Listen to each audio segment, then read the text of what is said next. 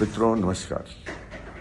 मैं आज पुनः कुंभ स्नान कल्पवास के वैज्ञानिक पहलुओं को आपको बताने आया हूँ। पहले भी मैंने कई वीडियो बनाया है कुंभ स्नान कल्पवास के वैज्ञानिक प्रभाव के बारे में। आज मैं आपको ये बताऊंगा कि कुंभ स्नान कल्पवास से 6 वैज्ञानिक आधार हैं जिनसे लाभ होते हैं। जैसा कि नेचुरल एक्टिव एक्वायर्ड इम्यूनिटी सिद्धांत के अनुसार यह एक प्रकार का यूनिवर्सल वैक्सीनेशन है, जिससे कि अनेक संक्रामक बीमारियों के प्रति हमारे शरीर में इम्यूनिटी बढ़ती है। और जो दूसरा सिद्धांत है, इसमें जो शरीर के पाचन तंत्र में, गट में, मानव तंत्र के गट में जो एक ट्रिलियंस ऑफ माइक्रोबायोटा होता है, ट्रिलियंस ऑफ बैक्टीरिया होते हैं जो खान पान, आचार विचार, आहार विहार, यम नियम से घट जाते हैं, कम हो जाते हैं। इनसे भी कई तरह की बीमारियां हो जाती हैं। फास्ट फूड खाते हैं या एलोपैथी दवाइयाँ खाते हैं या केमिकल खाते हैं या पेस्टिसाइड खाते हैं, इस तरह की चीज़ों से तो शरीर के जो पाचन तंत्र के बैक्टीरिया होते हैं वो कम हो जाते हैं। तो इस तरह के जो पाचन तंत्र के बैक्टीरिया होते हैं, कुंभ स्नान कल्पवास करने से वहाँ पे नेचुरली हमारे गट में बैक्टीरिया रीस्टोर हो जाते हैं। जो तीसरा प्रभाव है वो है नदी में, गंगा में बैक्टीरियोफाजेस होते हैं, बैक्टीरियोफेज होते हैं। शरीर के भीतर बाहर कुछ ऐसे चोट घाव हो जाते हैं जिस पे कोई भी दवा काम नहीं करती है। ऐसे संक्रमण पे जो फाजेस होते हैं, बैक्टीरियोफाजेस गंगा में होते हैं, वो सीधे भी शरीर के अंदर या बाहर वो उसको जाते हैं। फाजेस उन बैक्टीरिया को अपना आहार बना करके मनुष्य को स्वस्थ कर देते हैं।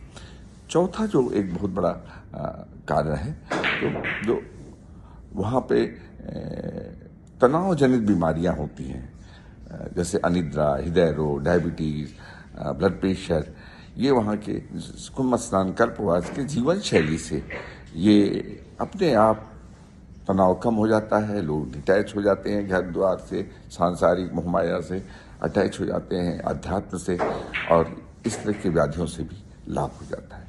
पांचवा लाभ ये देखा गया है कि वहाँ पर HSPs बनते हैं। ज़्यादा गर्म, ज़्यादा ठंड की सहने की क्षमता मनुष्य के भीतर बढ़ जाती है, इसको हीट शॉक प्रोटीन्स कहते हैं, ये बनते हैं।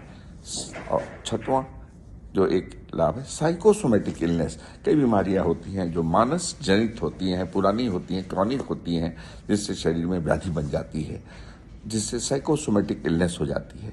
इसमें भी हमें बहुत लाभ होता है।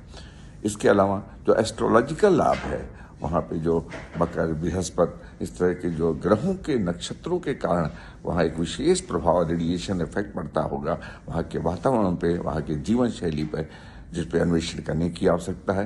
और एक और आवश्यकता है, जो रेडियो एक्टिव और तमाम तरह के एलिमेंट गंगा जल के साथ पहाड़ों से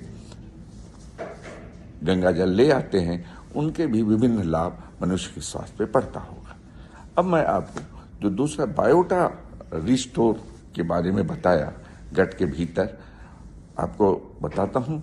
जो क्लीवलैंड जो क्लिनिक है या हॉपकिंस मेडिकल सेंटर है अमेरिका का, इन लोगों ने ये पाया है कि जो ये फीकल बायोटा रिस्टोर करने से अनेक असाध्य बीमारियां ये ठीक हो रही हैं।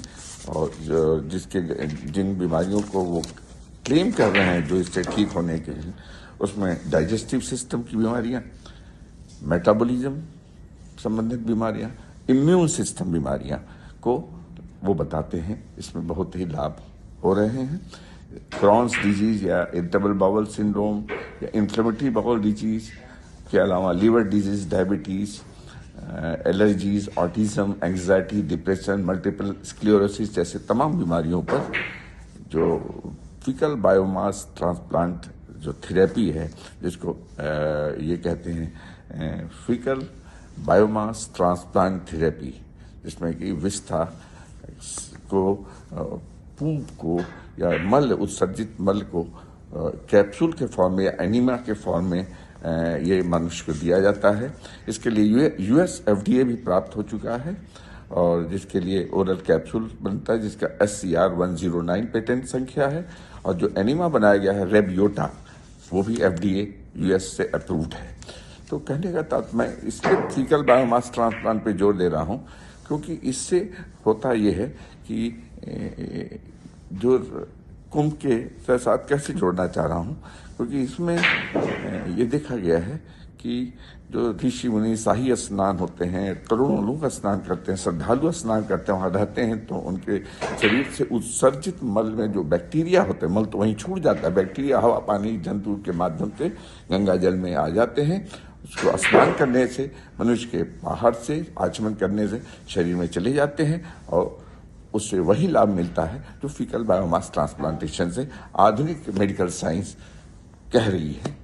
तो मैं इन बातों को आपके संज्ञान में दिया, आप इसको अधिक से अधिक लोगों को बताएं और इसे जो राष्ट्रीय शोध संस्था फाउंडेशन बनाया गया है, नेशनल रिसर्च फाउंडेशन, आदरणीय प्रधानमंत्री जी ने बनाया है, उन तक ये बात पहुंचाएं, अपने मित्रों को बताएं, अधिक से अधिक इसकी जानकारी बताएं, क्योंकि ये पूर्ण वैज्ञानिक है और जिसको मैं आपको बताना चाहता हूँ। मैं डॉक्टर वाचस्पति त्रिपाठी आपसे इजाज़त लेता हूँ, अगले एपिसोड में फिर मिलूंगा। धन्यवाद।